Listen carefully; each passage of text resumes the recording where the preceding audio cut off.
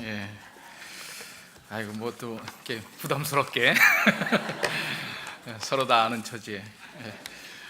그래요. 뭐 제가 지금 이제 피스메이커 섬기고 있는 거는 많은 분들이 아시고, 또 제가 뭐 가데스 장로교회, 이건 이제 소망인데 뭐 지금 현재 교회가 정식으로 있는 건 아니고요. 이제 앞으로 그렇게 될 거라고 한번 생각을 하면서 저하고 제 아내하고 드리는 교회입니다. 목사가 저는 이제 뭐 남서울교회 10한 5, 6년 계속 섬기고 지금도 가서 뭐 이러저런 교육들을 하는데, 이제는 그 뭐 이러저런 사역을 하다 보니까 한 교회 매이기가 좀 그래서 어떻게 할까 그러다가 저희 집사람이 당신이 목사인데 어딜 가냐, 그냥 예배드리면 되지 그러더라고요. 그래서 생각해 보니까 그렇더라고요. 그래서 우리 두 사람 예배드리다가 오늘 교인이 50% 성장했어요.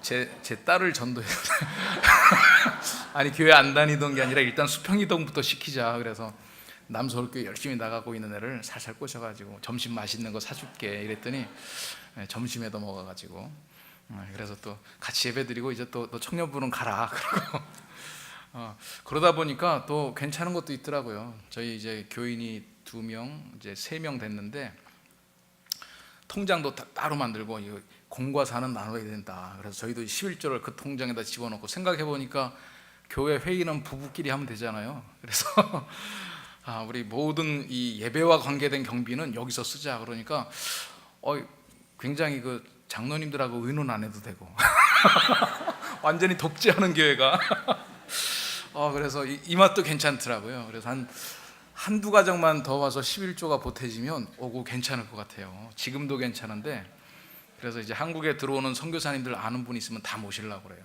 모셔가지고 막 선교 후원도 하고. 왜냐면 뭐 장소 관계된 돈 안 들어가, 목사 월급 안 줘도 돼. 우리 헌금한 거 가지고 같이 기도하면서 부부가. 근데 이제 또 딸이 다른 주장을 하게 되면 좀 곤란해질 것 같은데, 그래서 지금 큰 딸은 탄자니아에 봉사활동 가 있거든요. 그래서 그 딸이 이제 돌아오면 100% 성장하는 겁니다. 걔한테는 지금부터 너 다른 교회 갈 생각하지 마라 막 그랬더니 알았다고. 그래서 이제 귀국하는 걸 기다리고 있어요. 그러면 이제 전 교인 4명이 예배드리는데 제 아내가 너무 즐거워해요. 그냥 그래서 앞으로는 또 그런, 제가 그 예배를 드리다 보니까 이게 차세대 또 대안적 교회다. 그러니까 모든 교회가 다 그렇게 대체돼야 될 필요는 없지만 뭐 저는 사실 주중에 이제 다른 사역을 하고 있잖아요. 피스메이커 사역을 하니까 거기가 저의 이제 풀타임 사역지고, 주일에는 이런 가족이 모여서 같이 교회를 해도 되겠구나. 이제 그러고 생각을 해보니까 제가 영국에 있을 때 그런 가정교회 형태들이, 이제 교회 기성 교회도 있지만 집에서 모여서 몇 가족들 모여서 예배드리는 그런 교회들도 많이 있었어요. 지금 생각해 보니까 그래요. 그런 부분들을 놓고, 근데 집안 식구들끼리 모이면 조금 규모가 없어질까봐 그래서요, 아주 저희 아내가 포멀하게 아주 좀 자유스럽게 예배드리지 말고 묵도로 시작해서 축도로 끝나는 예배를 좀 드리고 싶다. 하도 좀 자유로운 걸 좋아해가지고 그러는데, 저희들은 그래서 아주 좀 뭐라 그럴까요, 형식을 갖춰가지고 예배드리고, 그래서 교회 이름도 그래서 붙인 거예요. 가데스 장로교회라고. 언제 노예에 등록할지 세월은 좀 요원하지만 우리 총회 헌법에 따르면 장년 신자 15명 이상 돼야 되거든요. 그래서 장년 신자 15명이 뭐 될지 안 될지 모르겠는데 그때 붙이려고 이름은 먼저 만들어 놓은 겁니다. 근데 우리 친구 목사님은 믿음으로 항상 먼저 선포하는 경향이 있어서 하여튼 이런 얘기 어디 가서 공식적으로 해본 건 처음인데 감사하네요. 또 오늘 이제 가정의 달, 또 많은 그 날들이 가족과 관계된 날들이 있고, 또 그런 주제로 또 설교 겸 강의 이렇게 해달라고 부탁을 받아서 오늘은 뭐 본문에 대한 설교도 되지만 또 뭔가 이제 실제적으로 실천해 볼 수 있는 어떤 대화에 대한 팁을 좀 드려야 되겠다 싶어서 그런 실제적인 내용도 한번 준비해 봤습니다. 제가 굉장히 감동을 받은 광고가 있어요. 공익 광고인데 그 짤막한 광고거든요. 그 광고를 한번 무슨 프로 진행하는 것 같으네. 잠깐 광고 보시고 진행하겠습니다. 한번 광고 좀 틀어 주시겠어요? 이게 너무 짧아서 한 2번 봐야 될지도 몰라요. 예. 라고 합니다. 사원 김화영은 상냥하지만 딸 김화영은 몰라도 돼. 꽃집 주인 이효진은 친절하지만 이거 좀 줘. 엄마 이효진은 친구 김범진은 쾌활하지만 하나 먹어봐. 아들 김범진은 부장 김기주는 자상하지만 아 빨리 와. 남편 김기주는 밖에서 보여주는 당신의 좋은 모습, 집안에서도 보여주세요. 공익광고협의회. 아유, 막 사원 김화영은 상냥하지만 너무 은혜가 되지 않아요? 그 마지막 대목에서 가장 감동받으시더라고요, 보면. 그래서 저는 이 광고를 보면서 그런 생각이 들었어요. 교회에서 보여주는 여삼열 목사는 그 다음에 이제 집에서 보여주는 가만 있어봐, 여기에 나가면 될까? 이런. 그래서 우리도 지금 여기에 이렇게 다 평화스러운 모습으로 아주 아름다운 모습으로들 앉아 계시지만 이제 밖에 나가서 자동차 안전벨트를 매는 순간 제 얼굴이 싹 변하면서 빨리빨리 매, 지금 뭐가 꾸물거리고 있어, 참 이 사람. 이렇게 바뀌면 안 되겠죠.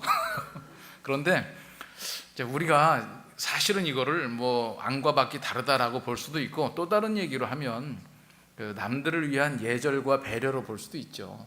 예절과 배려. 근데 이 그 서로 이중성이라고 하는 거하고 예절이라고 하는 거하고 사실 구분짓기는 그리 간단하진 않아요. 그래서 이것이 뭐 이렇게 이중적이냐 할 수 있지만, 그래도 우리 안에 있는 모습보다 남들을 배려할 때는 또 다른 모습으로 해야 된다.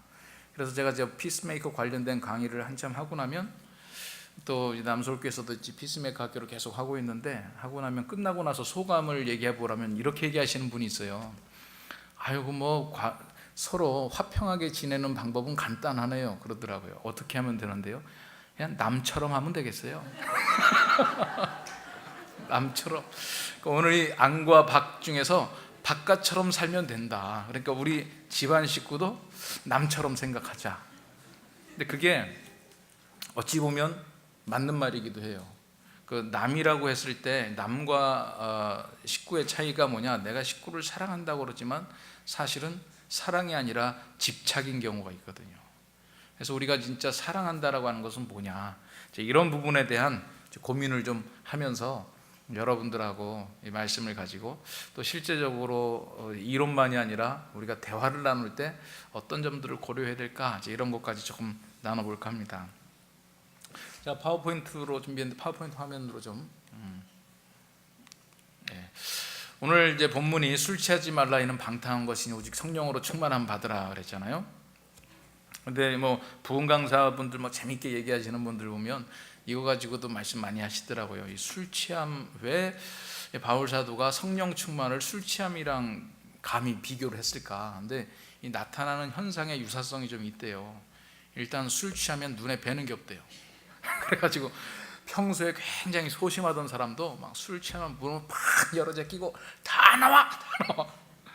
근데 이 성령 충만하면 사람들이 막 용기가 생겨가지고요, 예루살렘 한복판에서 복음을 증거한다는 거예요. 성령 충만하면. 또 이 술 취한 사람들은요 굉장히 자존감이 높아진대요. 자존감. 다 문 열어 제끼고 다 나와 그러면서 니들이 내가 누군지 알아? 근데 성령 충만한 사람도 우리는 하나님의 자녀다라고 하는 이 강력한 자부심으로 좀 비슷하다는 거예요. 그래서 이제 눈에 뵈는 게 없는 게 근거가 없는 게 아니라 우리는 하나님의 자녀다. 그리고 또 뭐 성령 충만한 사람, 술 취한 사람 좀 이제 감정적으로도 충만하고요, 결정적으로는 일정한 시간이 지나면 깨어난다는 것도 비슷하대요. 성령의 내주하심은 함께하면 영원토록 떠나지 않지만, 우리가 성령의 완전한 지배를 받아서 사는 성령 충만함은 한평생 지속되는 게 아니거든요. 그래서 우리가 성령의 충만함을 위해서 계속 나를 비우고 주님과 더불어 호흡하고.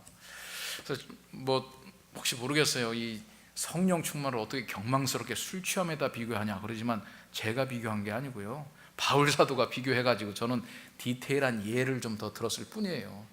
이걸 가지고 또 경망스럽다 뭐 이렇게 치리해야 되겠다 이렇게까지 나오시면 곤란하겠죠. 이 성령 충만이라고 하는 현상들을 우리가 그냥 경험 속에서 나타나는 부분들로 얘기를 할 수는 있겠지만 술 취하지 마라 이는 방탕한 것이니 성령의 충만함을 받으라 그러면서 바울 사도가 이제 성령 충만함에 대해서 좀 더 설명을 한 것 같아요. 그 다음 파워포인트가 그게 없어졌군요. 그 성경을 보시면 되겠어요. 성경 보시면 성령 충만함을 받으라 그랬죠. 성령 충만함을 받으라.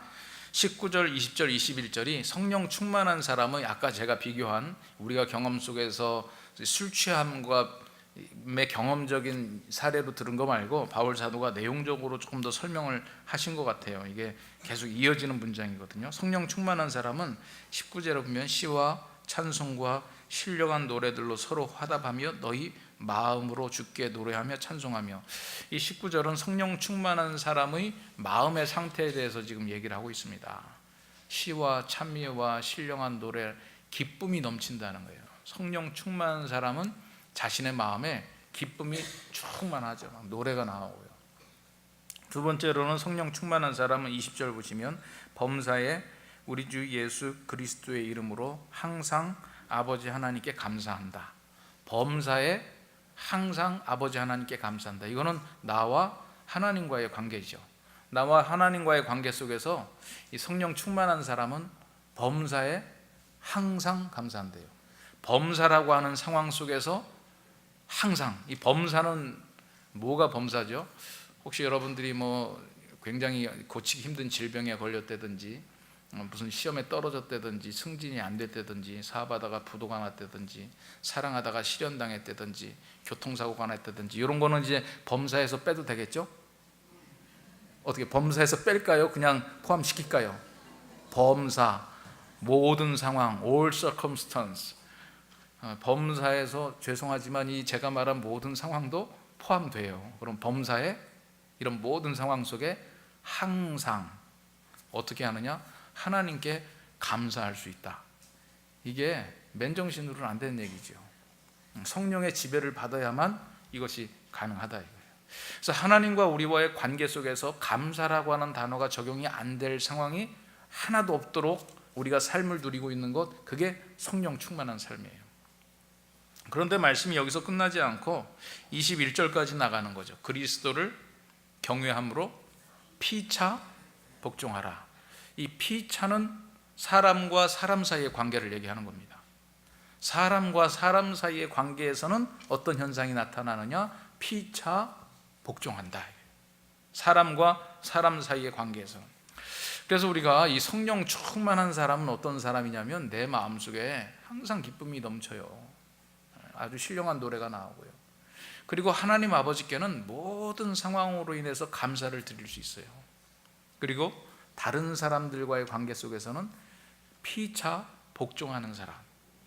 어떤 경우는 성령 충만한 사람은요, 막 늘 그냥 찬송할 때마다 또 벌쩍벌쩍 뛰고 모든 상황을 감사하고 이러다 보니까 일반적인 사람하고는 좀 잘 안 통한다 이렇게 생각하는 경우도 있어요. 그래서 교회에서 성령 충만한 사람은 왠지 우리 같은 사람하고는 안 통할 것 같아.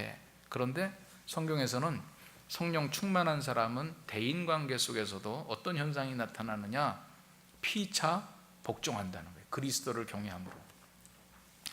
근데 바울 사도께서 이 피차 복종하라라고 하는 대목은 좀 추가적인 해설을 안 붙이면 그때 당시에 오해할 여지가 좀 있기 때문에 오늘 제가 이제 21절까지만 본문으로 잡았지만 사실은 22절부터 6장 9절까지도 쭉 읽어야 되는데 그 피차에 대해서 좀 더 상세하게 설명을 해주고 있어요. 내가 말하는 피차란 어떤 관계냐?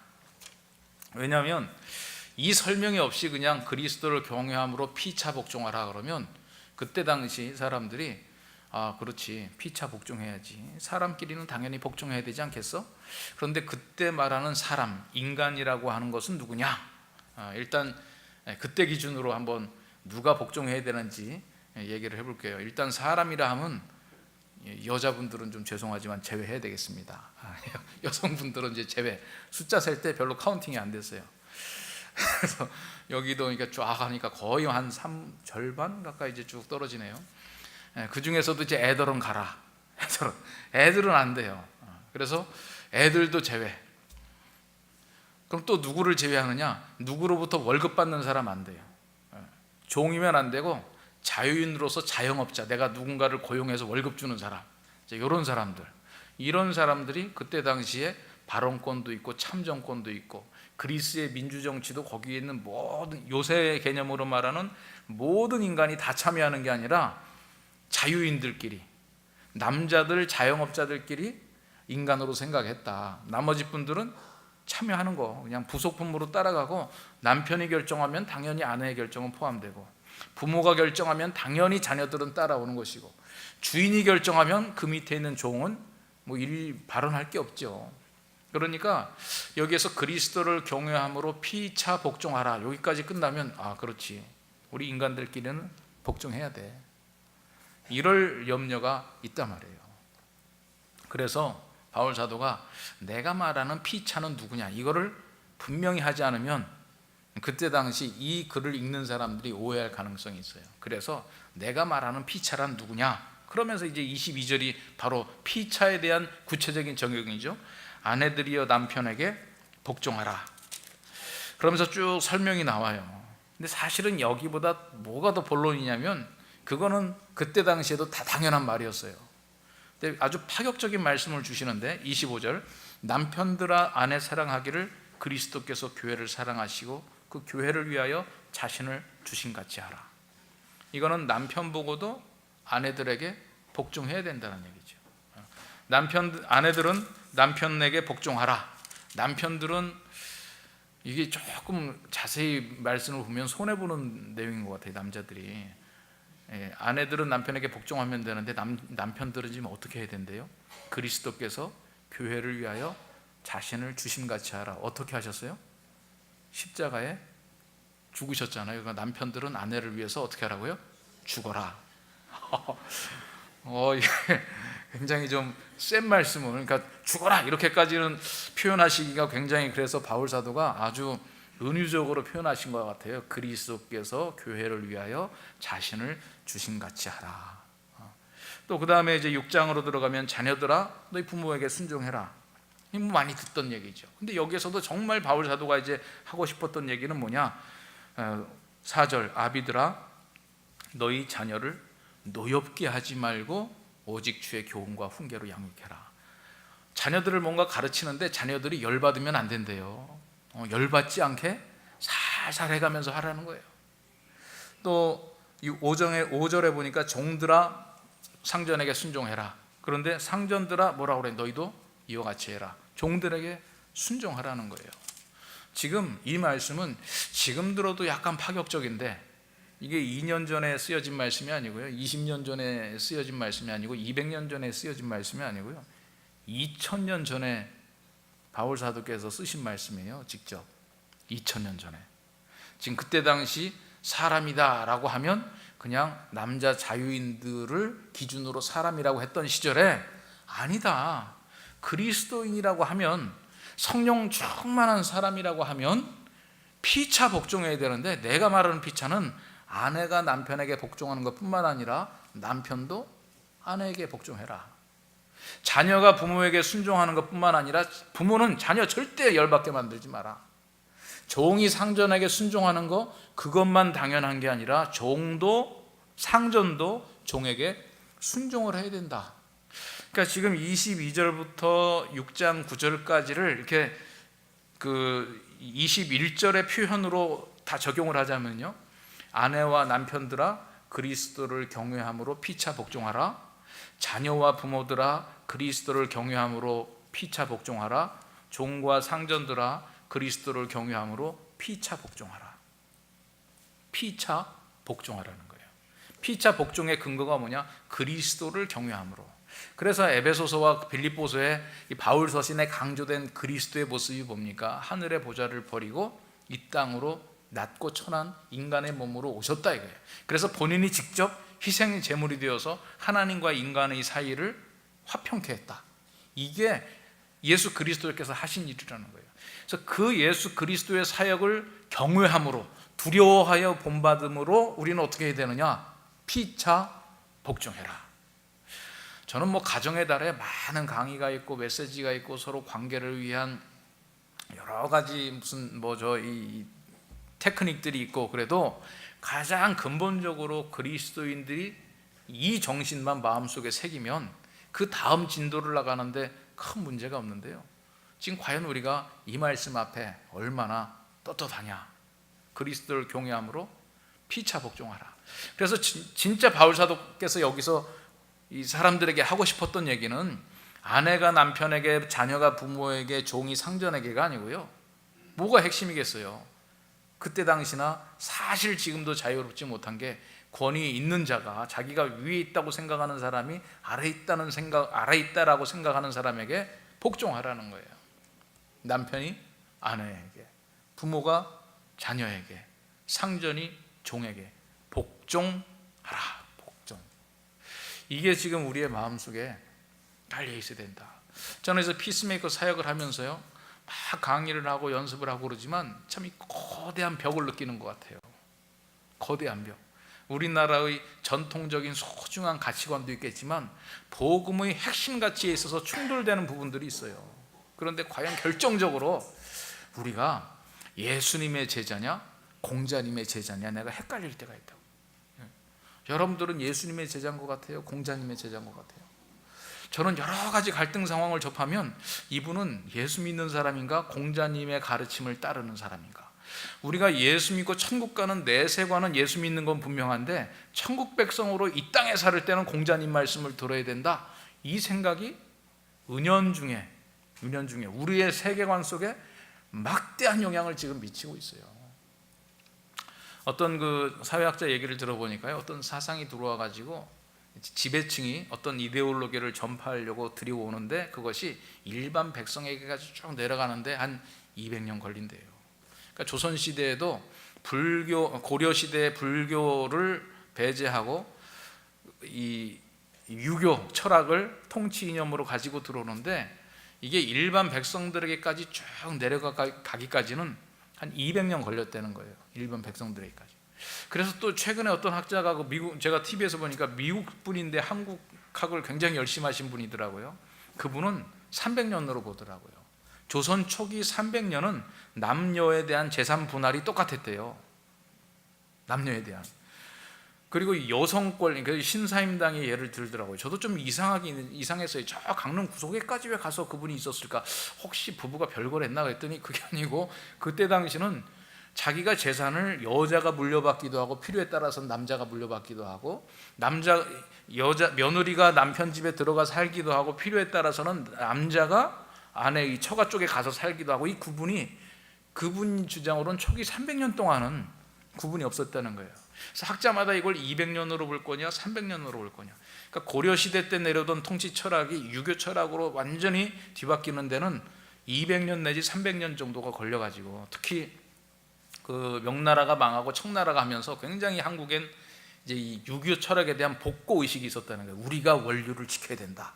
이러면서 여러 가지 이론들이 중에 하나겠지만 이제 그런 설명을 하더라고요.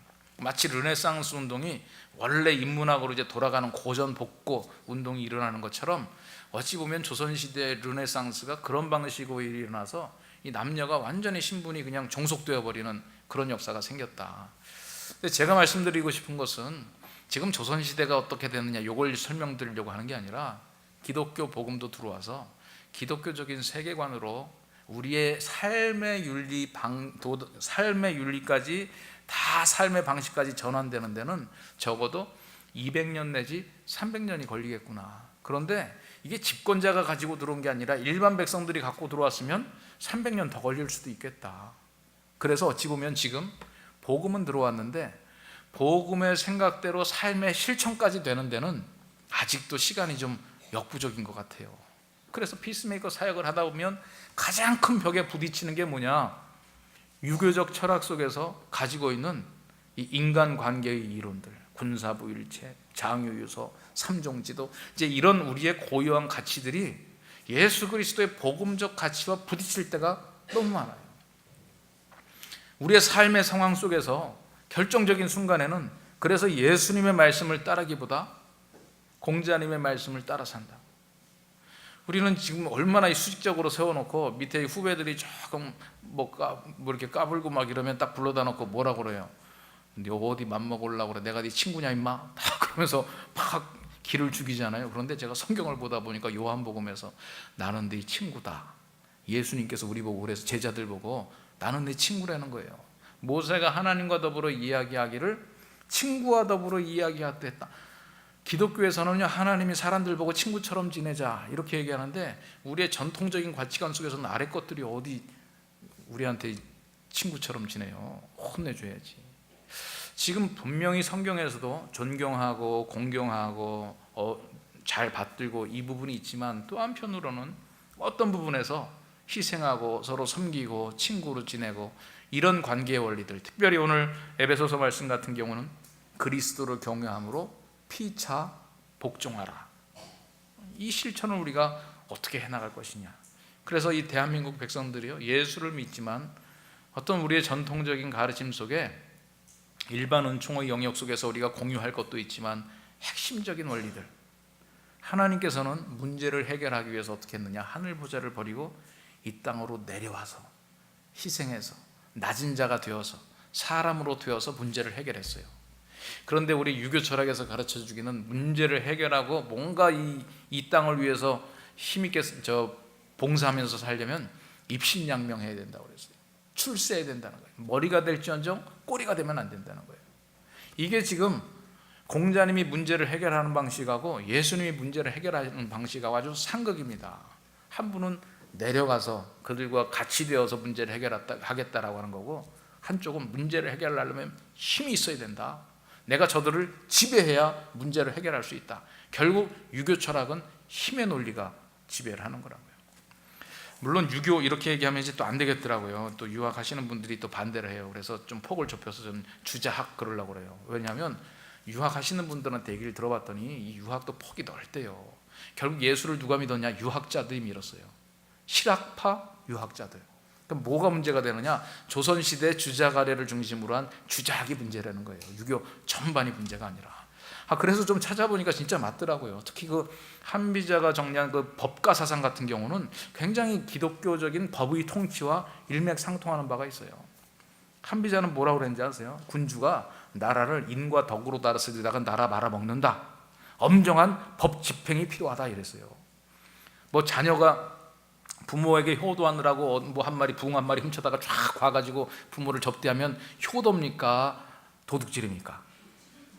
이게 공자님은 그런 거 혼내주면 안 된다고 그랬어요. 인간의 관계가 더 우선이다. 그러므로 이거는 도둑질이 아니다. 효도다.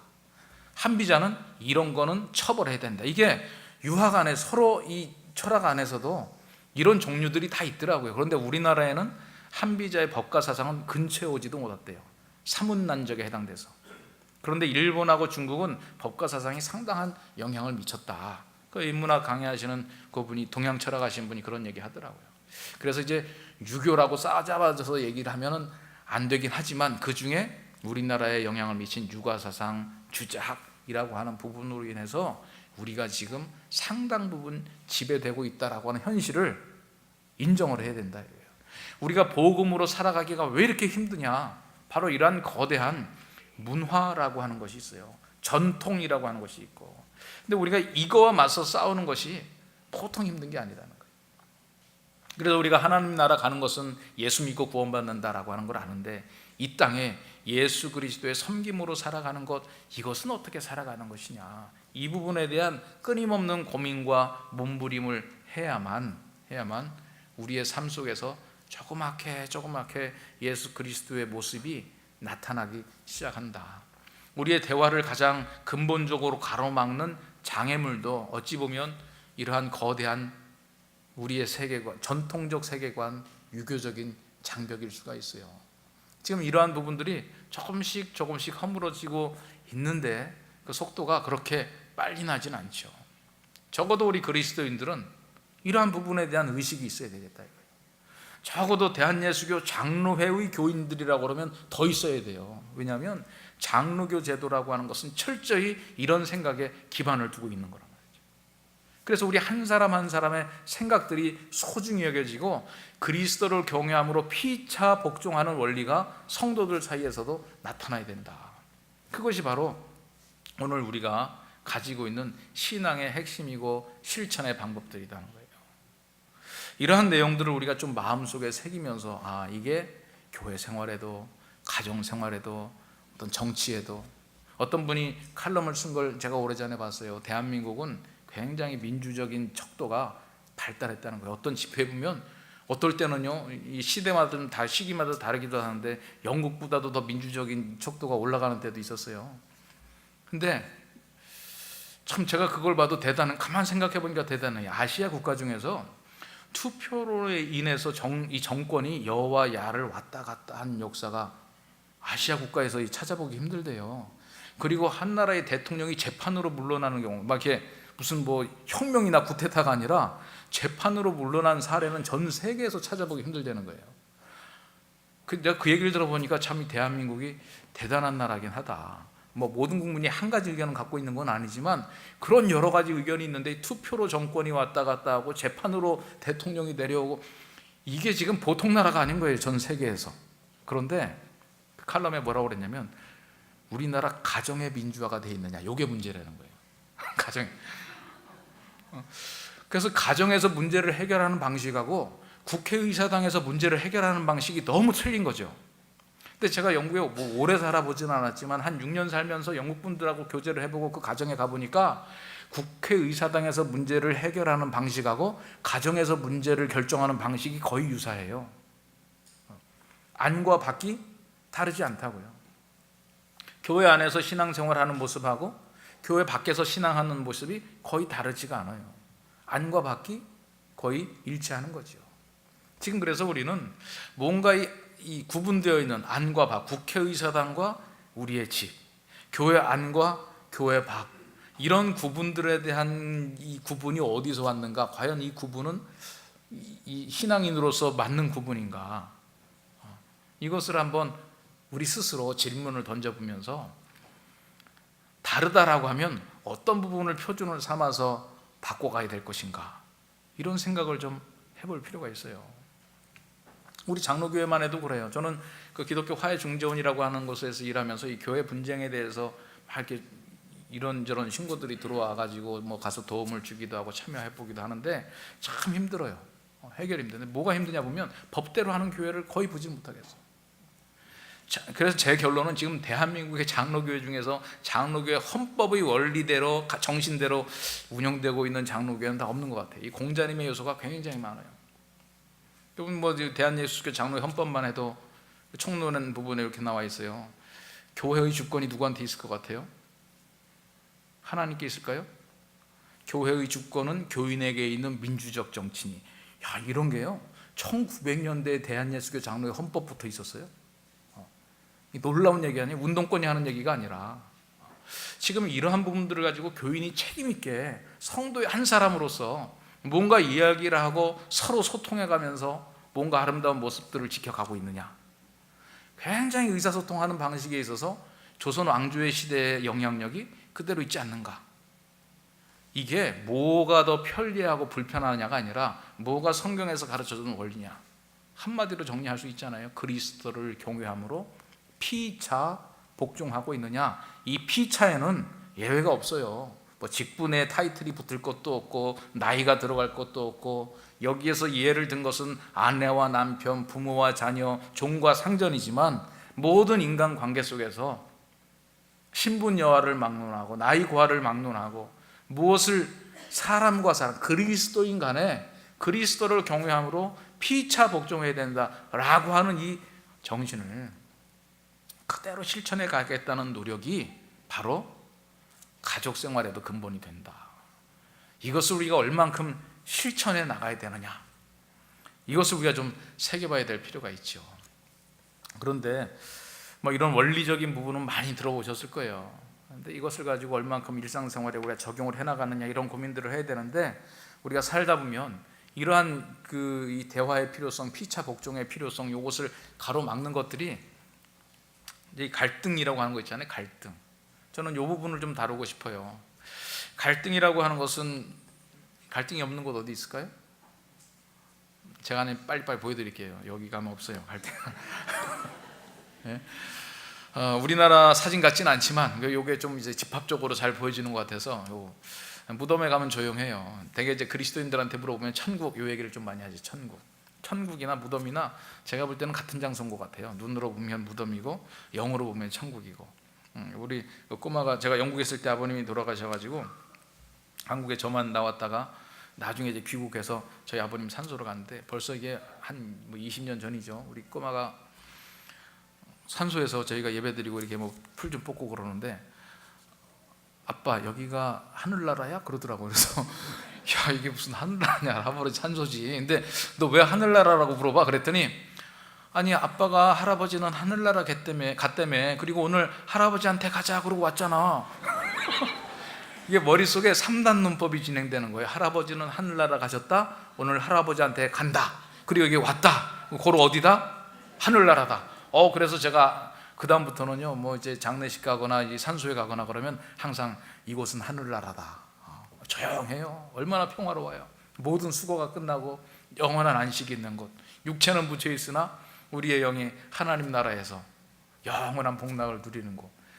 이곳을 제외한 모든 장소에서는 갈등이 있다 없다, 정상이다 비정상이다. 지극히 정상이죠.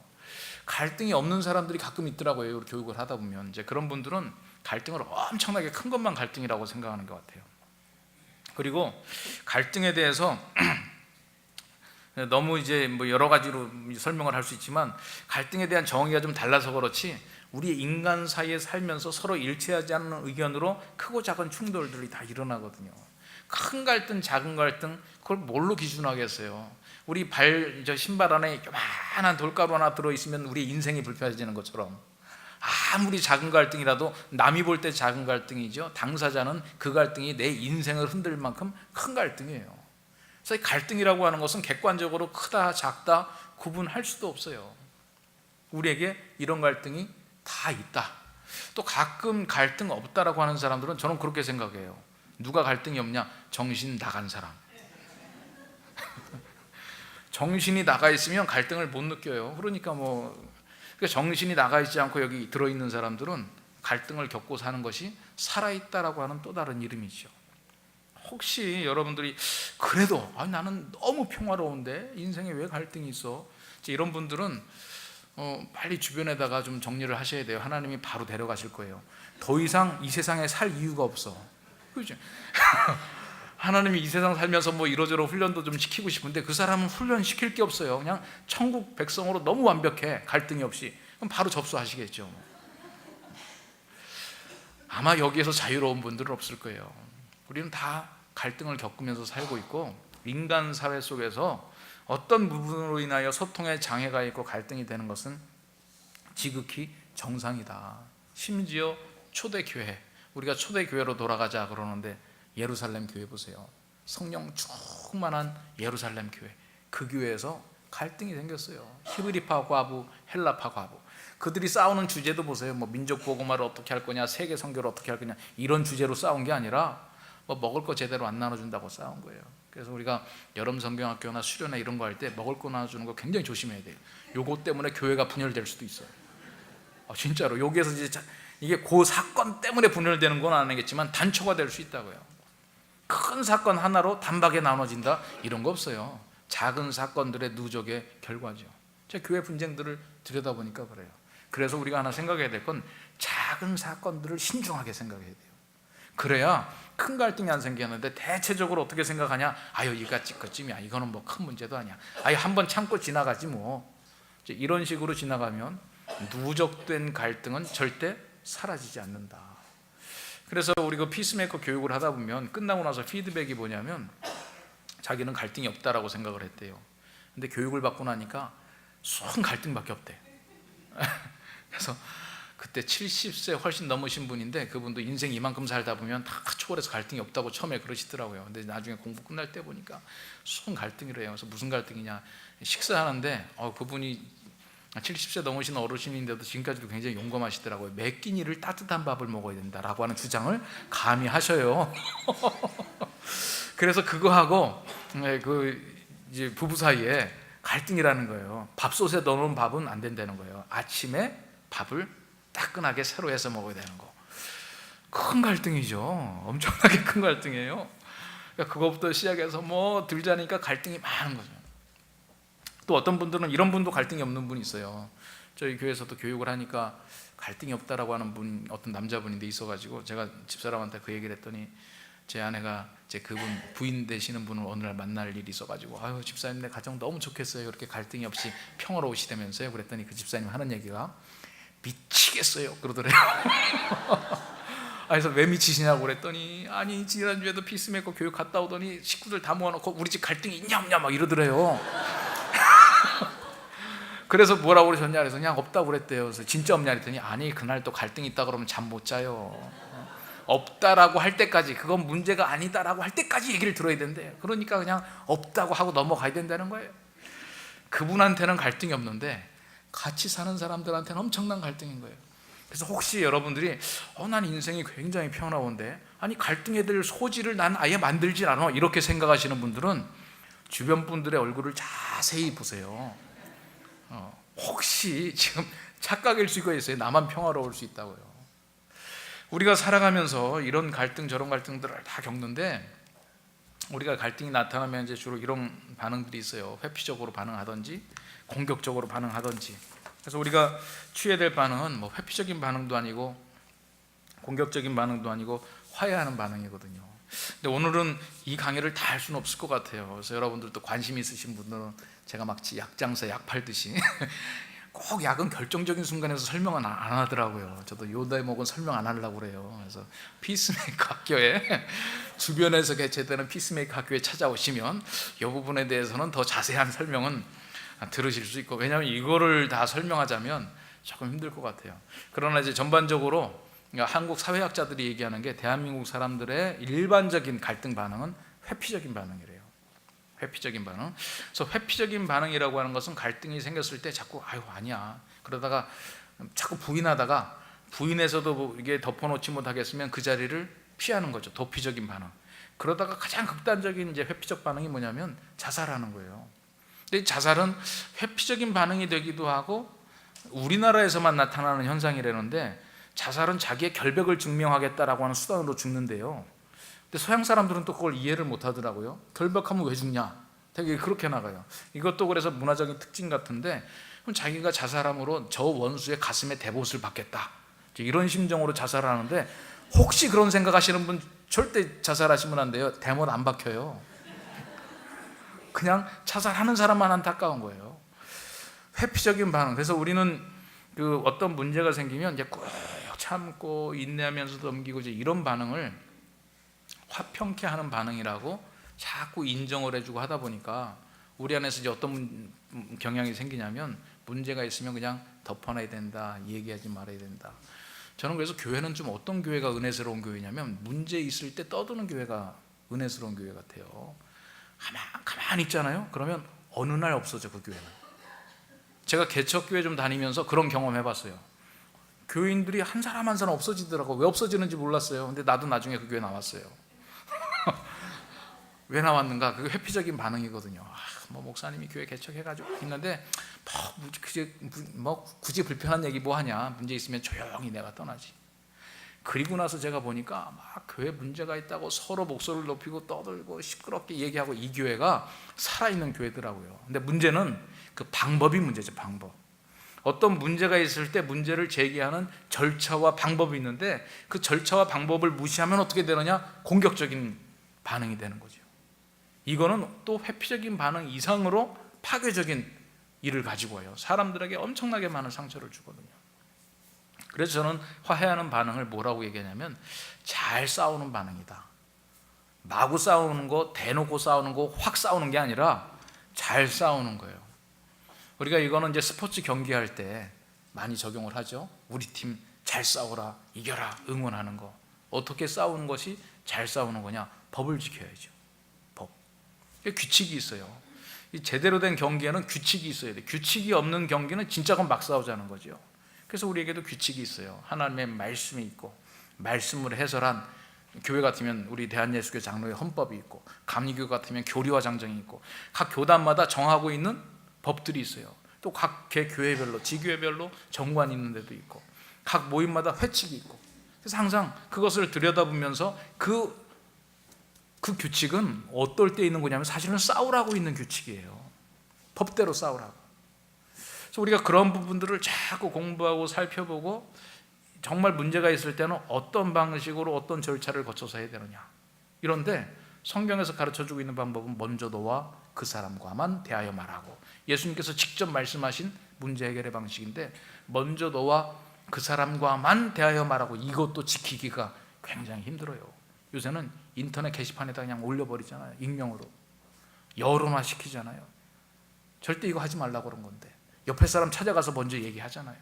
문제 있는 그 당사자를 찾아가서 개인 대 개인으로 허심탄회하게 얘기를 해보라고 우리 주님께서 얘기하시는데, 그래도 안 되면 한두 사람, 두세 사람, 교회, 이 절차를 따르라는 거예요.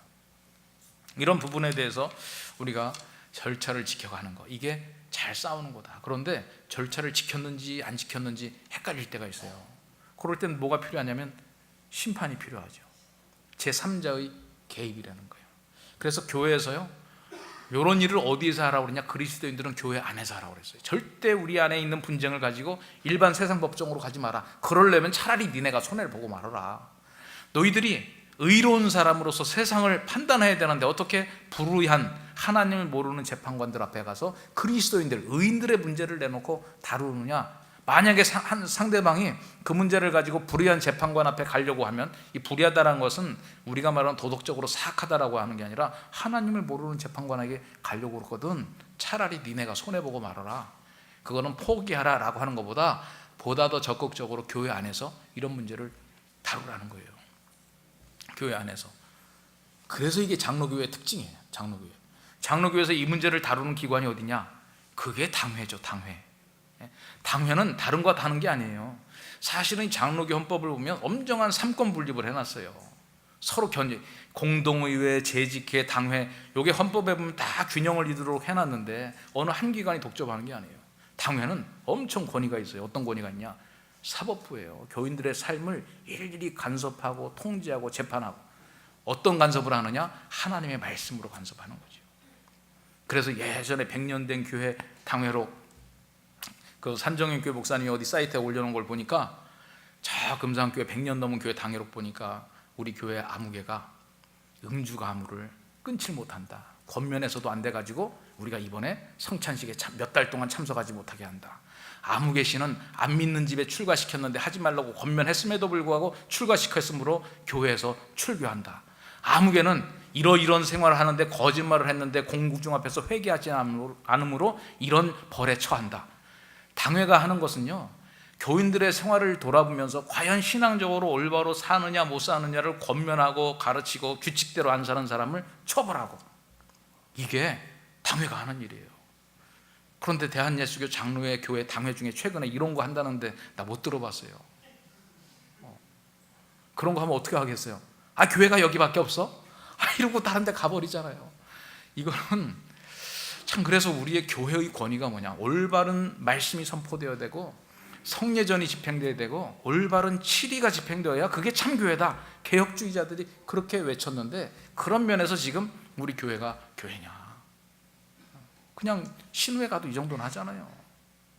정말 잘못된 사람들을 꾸짖어주고, 교회 밖에서 구원이 없기 때문에 우리 교회 공동체 안에서 함께 성장해 나갈 수 있도록 지도하는 것이 당회원들의 임무고, 그러려면 재판을 함부로 해야 되겠어요?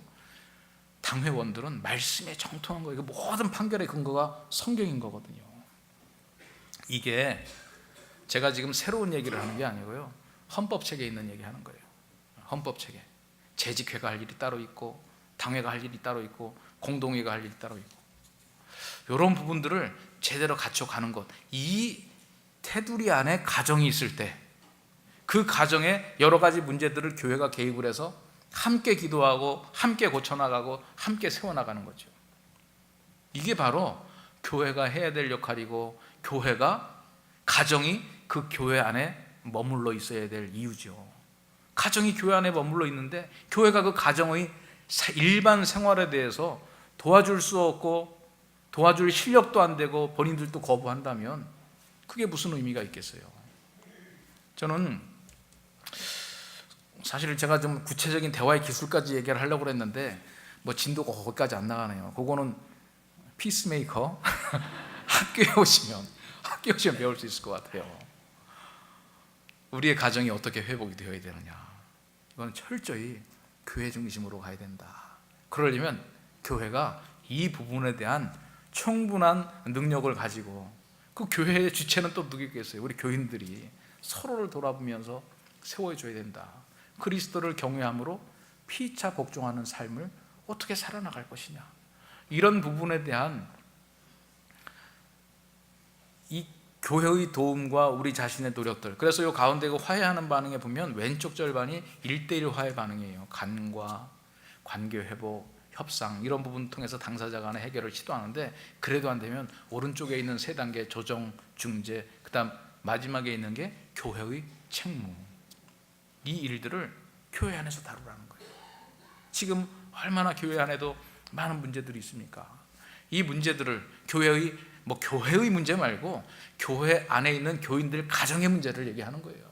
이 부분에 대해서 우리가 같이 알고 같이 아파하고 같이 기도하고 있느냐.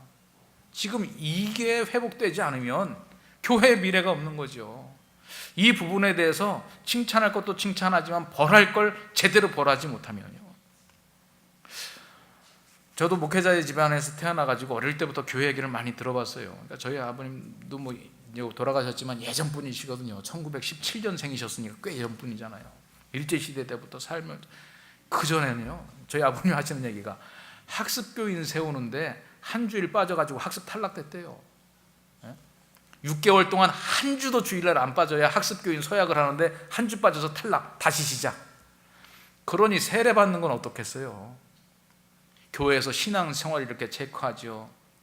그들의 일반 신앙인으로서의 생활이 또 동네 아니니까 또 빤히 보이겠죠. 예전 같으면 거기에서 정말 신앙인으로서 덕스럽지 못한 부분들을 교회가 권면하고, 뭐 처음부터 벌 주는 거 아니죠. 가서 권면하고 같이 대화하고 세워주고, 그래도 안 될 때는 교회의 거룩함과 그 사람의 회복을 위해서 교회가 벌을 줄 수 있는, 이게 교회라는 거예요.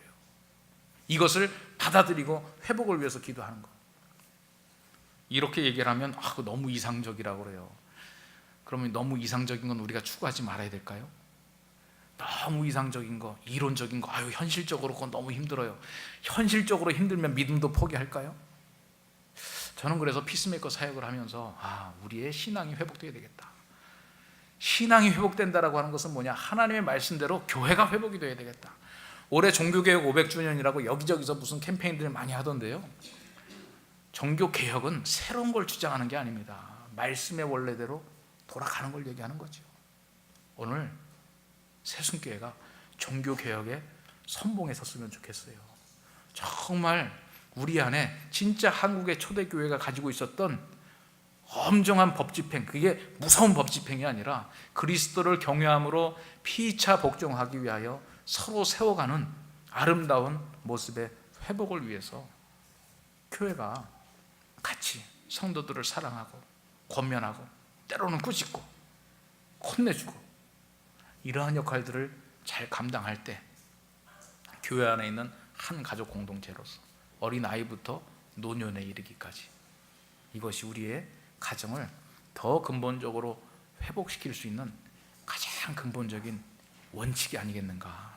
그래서 오늘 제가 서두에는 구체적인 디테일을 알려드린다고 그랬는데 그 약속을 지키지 못하면 용서해 주시고, 그러나 이 교회 오니까 좀 대안이 있어서 그래요. 피스메이커 사역과 많이 관련이 돼 있기 때문에 그걸 하면 된다, 그걸 하면 구체적인 방법을 알고, 오늘은 저는 이 에베소서 성령 충만이라고 하는 말씀에 근거하여 우리가 회복해야 될 원래의 모습은 뭔가에 대한 도전을 드리는 것으로 말씀을 마무리하도록 하겠습니다. 제가 한번 기도하겠습니다.